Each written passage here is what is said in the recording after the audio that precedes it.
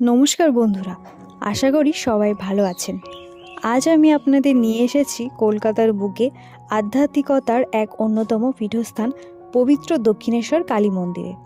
রানী রাসমণির তৈরি এই ঐতিহাসিক মন্দির আর শ্রী শ্রী রামকৃষ্ণ পরমহংসদেবের স্মৃতি বিজড়িত এই পূর্ণভূমিতে আজ আমরা কাটাবো একটি সুন্দর দিন। চলুন আর দেরি না করে ভিতরে যাওয়া যাক। 1850 সালে জানবাজারের রানী রাসমণি এই মন্দির প্রতিষ্ঠা করেছিলেন। মূল মন্দিরটি হল ঐতিহ্যবাহী নবরত্ন স্থাপত্যের এক অসাধারণ নিদর্শন।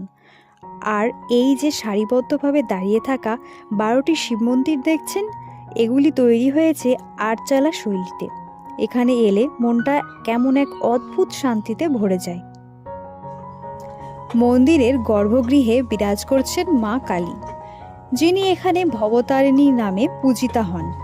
মহাদেব শিবের বুকের ওপর দাঁড়িয়ে থাকা মা কালী ভবতারিণীর এই রূপ দর্শন করলে সমস্ত ক্লান্তি নিমেষেই দূর হয়ে যায়।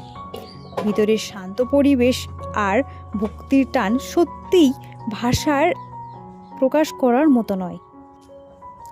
মন্দির দর্শনের পর চলে এলাম ঠিক পাশেই থাকা শ্রীরামকৃষ্ণ পরমহংসদেবের ঘরের সামনে। এখানে তিনি তার জীবনের একটি বড় অংশ কাটিয়েছেন এবং সাধনা করেছিলেন। আর ঠিক পাশেই রয়েছে চাঁদনী ঘাট। গঙ্গার এই হিমেল হাওয়া আর শান্ত পরিবেশ আপনার মনকে এক নিমেষে রিফ্রেশ করে দেবে। ব্যস্ত জীবনের ক্লান্তি ভুলে একটি মানসিক শান্তি পেতে চাইলে দক্ষিণেশ্বরের চেয়ে ভালো জায়গা আর হতেই পারে না। আজকের এই মিনি ব্লগটি আপনাদের কেমন লাগলো কমেন্ট করে অবশ্যই জানাবেন। ভালো লাগলে লাইক, শেয়ার আর চ্যানেলটি সাবস্ক্রাইব করতে ভুলবেন না। দেখা হচ্ছে পরের ভিডিওতে। ততক্ষণ সবাই ভালো থাকুন, সুস্থ থাকুন। জয় মা ভবতারিণী।